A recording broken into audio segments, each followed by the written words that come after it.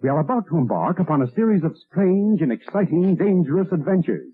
Adventures that will lead us to all parts of the world. Hello and welcome to another Bad Comic Review. This time we're looking at Absolute Power Issue 4. This is a 4-part miniseries from DC Comics in 2024. Written by Mark Waid, art by Dan Mora, colors by Alejandro Sanchez, letters by Ariana Maher. I have the main cover by Dan Mora, associate editor Matthew Levin, edited by Paul Kaminsky. Cover's okay, it's at least dynamic, which is more than a lot of covers are these days, so it looks like something's happening. So we jump right into the action. A lot of the heroes have been freed thanks to Wonder Woman and Robin, which occurred in Wonder Woman issue 13. And Nightwing is giving everyone their assignments. Batman uses a boom tube, and a bunch of the heroes drop in on Waller's fortress. Now, somebody has rigged the Justice League weapons that Waller and her friends stole, which puts them on a much more even footing with the depowered heroes, many of whom know martial arts and are experienced fighters. Now, for his part, the Flash, the one who still has his powers, is dealing with several alternate universes Flashes that Waller has created as a team, as her failsafe. And Earth 3 Johnny Quick tries to activate the multiverse portal to bring in more of the supervillains that she's contracted with. So the heroes are putting down a pretty good fight against the forces Waller has assembled. Green Lantern apparently got his ring back in the Green Lantern book. I don't know where that happened because it's not referenced in here. There's no box from editorial telling me what issue that occurred in. So apparently Hal just magically found his ring, must have been in his pocket or something. Well, the Amazobots show up, but Batman has Time Commander, and he knows that Time Commander built some kind of equipment for the Amazobots because he recognized the energy signature, and it's how the Amazobots are regenerating lost parts. So what they're doing is using Time Commander's hourglass abilities to reconstitute themselves like they were before they were damaged. And that's also how the powers of the superheroes can be sent back. So the Green Lantern shows up to help Flash out, and he stupidly uses the Flash's real name because for some reason people don't understand secret identities anymore. There's a Manchurian rat within Waller's domain who is assisting, and the powers are largely returned. And Waller is punished by somebody that we all thought was dead, and in a pretty creative way. So the main heroes get back together and decide to reform the Justice League, and it is revealed that some people didn't get their powers back and other people may have had their powers swapped, which kind of annoys me. Hopefully that's not going to last very long because it's another lazy excuse to write off old characters that aren't PC enough or too much of the wrong color for modern writers. So hopefully that's going to be undone later down the line. I'm guessing they have a 5-year plan for this. If not, that's just really dumb on DC's part. And this is going to lead into the Absolute Batman, Absolute Superman, Absolute Wonder Woman, and various other titles. Also, it looks like the Superheroes Earth is going to be locked off from the multiverse, which is kind of dumb. But all in all, it's pretty well written. It's a decent story. It's pretty fun. It sets up further adventures. I just would have liked a little bit more of the reference points to go look at those other books that had things happening in them that would definitely influence this book. And without telling me, there's no reading checklist in this or anything like that. So without telling me where those are, I can't go find them and give them money, can I? But I don't think DC really understands how to market anymore or what the purpose behind a lot of the stuff they used to do really was. So I'm not too surprised by that. Still, I will recommend this. I don't think it's really worth the cover price anymore at $5 a piece. There's just too many peripheral books that you're supposed to read for the entire story to make total sense. You get a good enough sense of it here, but it would be nice if they told me where those other books were or what the titles and numbers were so I could go look them up and probably give them more money. But like I said, they don't really seem to know what they're doing. So if you can find this for a couple bucks a piece, I would say pick it up. Paper quality is pretty crap, so you might want to just wait for a trade paperback and find it at a lower price than what they're asking for on the cover. But other than a discounted format, I would probably just wait on it and get it in a year or two when it's going to be cheaper at a discount outlet or in the back issue bins. So a pretty enjoyable book with some decent art, but it's definitely got some flaws. That being said, that's going to do it for this episode. Thank you so much for listening and supporting the channel. If you enjoyed the video, please hit the like button and don't forget to subscribe so you don't miss future reviews. If you'd like to help the channel out in other ways, links are in the description to various support methods. And as always, we hope to see you on the next one.